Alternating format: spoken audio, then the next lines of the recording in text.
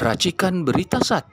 Sudah dilaporkan 2 tahun yang lalu, kemudian kasus yang dilaporkan Pak Petrus dari PPDI, kemudian dari teman-teman lain Pak Marwan, kemudian kasus-kasus yang dilaporkan yang tadi kita diskusikan adalah kasus-kasus yang diduga melibatkan keluarga Mulyono, ya.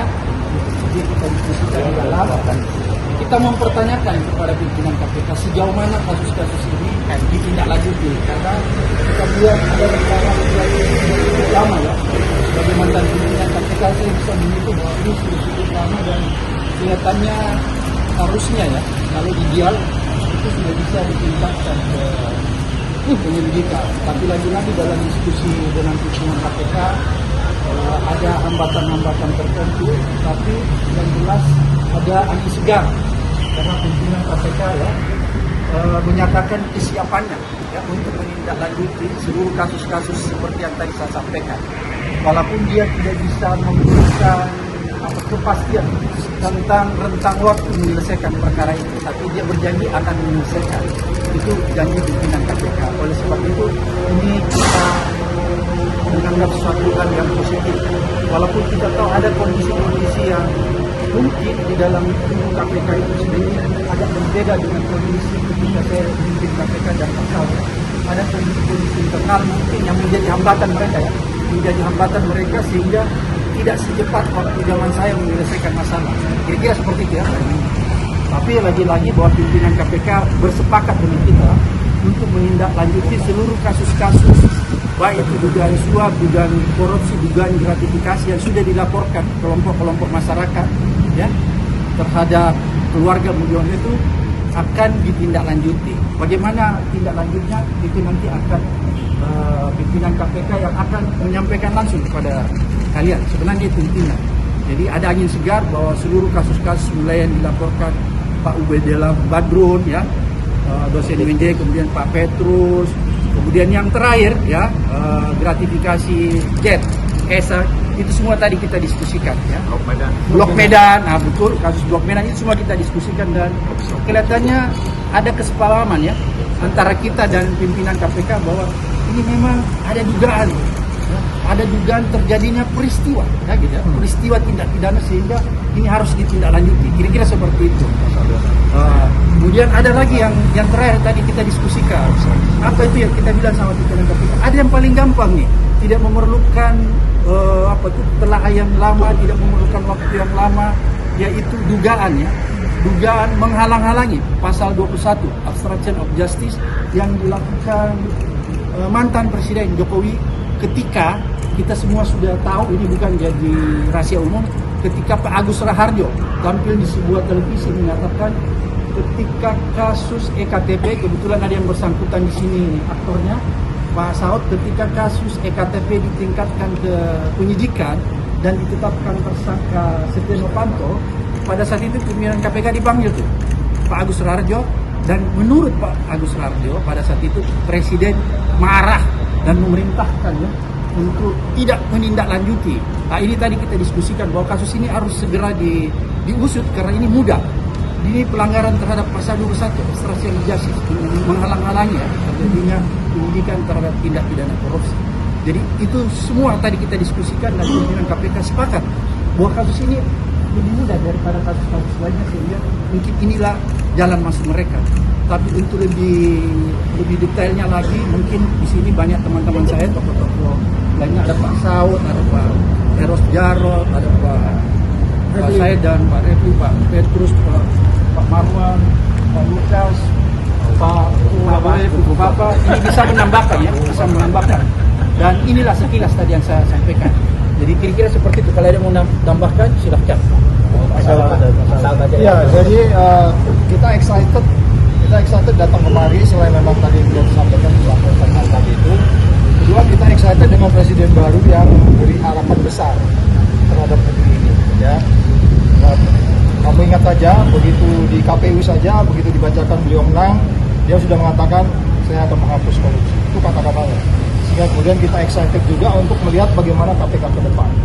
Oke, tadi case-case tadi mungkin itu tidak akan bisa selesai pada periode ini mungkin. Oleh sebab itu tantangannya ke depan adalah bagaimana orang-orang yang datang ke KPK itu antara dirinya dengan Tuhannya. Saya selalu bilang begitu. Jadi dia tidak diremot oleh siapapun di negeri ini. Jadi sekali lagi kita juga berdiskusi seperti itu cukup lama tadi ya. Sehingga kita masuk ke detail-detail yang saya pikir detailnya kita nggak usah sebutkan ke kalian. Tapi intinya adalah ada satu mainframe berpikir yang sama tentang bagaimana membuat Indonesia kemudian memiliki indeks persepsi korupsi yang besar. Diperlukan kepemimpinan nasional yang harus kita dukung dan pimpinan KPK yang benar-benar jauh dari perilaku copy paste seperti yang kalian lihat selama ini. Jadi sekali lagi itu gambar besarnya tentu persoalan nasional harus dibereskan dulu. Ada detail-detail juga kita bicara pasal 2, pasal 3. Kalian tahu kan Lembong kemarin dikenakan pasal 2, pasal 3. Pasal 2, pasal 3 itu memang tidak bicara kerugian negara, tapi ada bicara mens rea. Jadi kemudian ada detail-detail yang kita bahas juga tentang bagaimana kita menerapkan pasal yang sama yang diterapkan terhadap Lembong diterapkan kepada siapapun di negeri ini. Karena kamu bicara hukum yang adil, hukum yang pasti, hukum yang benar. Jadi sekali lagi ini juga kita angkat tadi tentang bagaimana ke depan KPK ini bisa menjadi reform dalam proses. Tapi itu aja. Oke, cukup ya. Jadi begini, kan itu laporan-laporan sudah lama disampaikan, ada dari Pak Marwan, ada dari Pak Petrus, ada dari Pak Badrun. Semua kasus-kasus yang dilaporkan itu adalah kasus-kasus dugaan ya, korupsi dan gratifikasi yang melibatkan keluarga serta Roni Mulyono. Kita pertanyakan, ini sudah ada 3 tahun, 2 tahun ya, itu sejauh mana? Tadi sudah dijawab oleh pimpinan KPK bahwa sekarang mereka masih sedang ya melakukan kerja-kerja untuk mempercepat ya penyelesaian kasus-kasus ini. Itu kita sudah bersyukur karena paling tidak kita lihat ada keinginan yang kuat ya, ada will yang kuat dari pimpinan KPK untuk menyelesaikan kasus-kasus itu. Apalagi tadi dalam diskusi Pak Saud dan tokoh-tokoh lain menyatakan sekarang sudah tidak ada kendala psikologis lagi untuk memeriksa orang-orang yang misalnya tadi sebagai pengusaha kan sudah berhenti sekarang. Jadi dan tidak ada kendala aturan untuk memanggil. Itu tadi kita diskusikan. Dan memang ada yang tadi Pak Saud katakan mungkin ada hambatan karena masa kepemimpinan sekarang tinggal 2 bulan. Desember udah selesai. Pertanyaannya kemudian muncul, apa kasus-kasus itu bisa diselesaikan dalam 2 bulan? Mungkinnya atau mungkin tidak. Kalaupun tidak, seperti tadi Pak Saud katakan, maka calon pimpinan KPK yang akan terpilih nanti itu harus berkomitmen ya melanjutkan kasus-kasus yang ditinggalkan oleh pimpinan KPK sekarang. Dan yang kedua bahwa ini himbauan nih kepada pemerintah bahwa sebaiknya memilih pimpinan KPK yang kredibel. Itu pertama. Kemudian yang kedua, kalaupun bisa sebenarnya, kalaupun di antara 10 orang ini kita melihat belum bisa diharapkan, maka kita mendorong pemerintah karena ini ada aturannya bahwa pemerintah bisa menganulir ya, bisa membuat pansel ulang ya, membentuk pansel ulang dan melakukan seleksi ulang untuk calon pimpinan KPK. Ini belum terlambat kalau kita ingin menghasilkan pimpinan KPK yang kredibel. Itu tadi yang kita diskusikan. Pak, ini mengenai tadi pemerintah bisa melakukan pemilihan ulang itu setelah 10 calon ini ditetapkan atau sebelum ditetapkan? Ketika pemerintah ingin melakukan ulang. Ya sekarang kan tinggal 10 ya.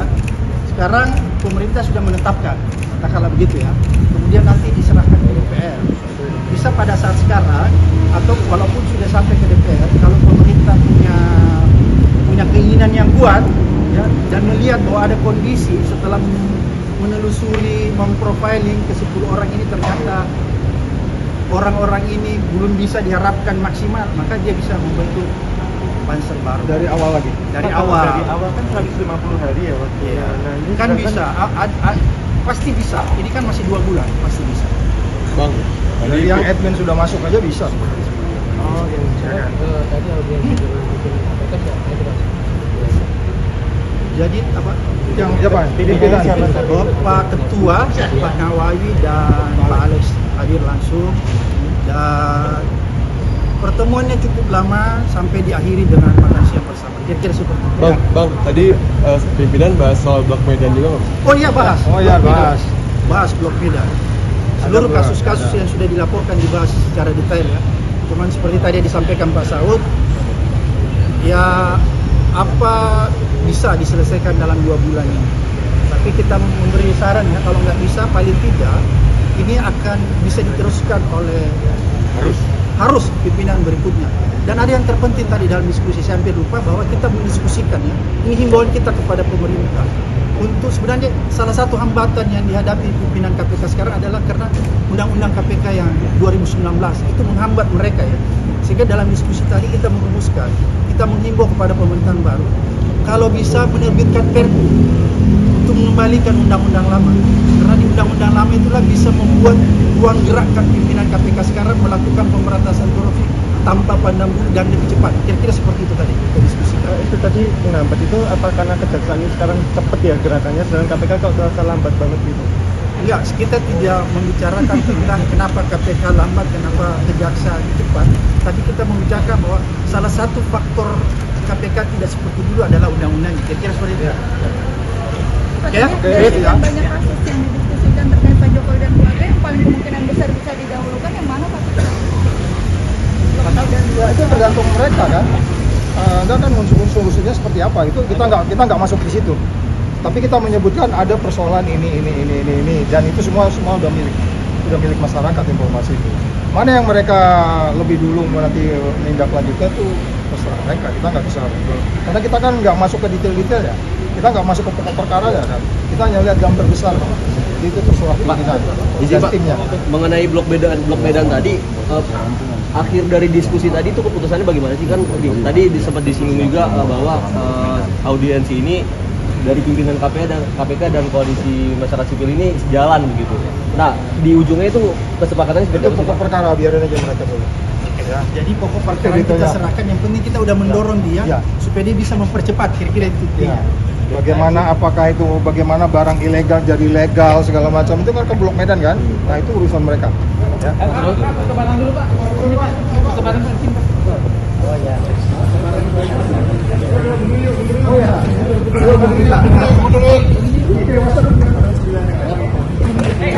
Jumat bersepeda, jujur, peduli, mandiri, disiplin, berani, sederhana, adil. Itu ngomong dua di Dewas.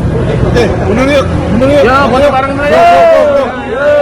Yo, makin go. Yo.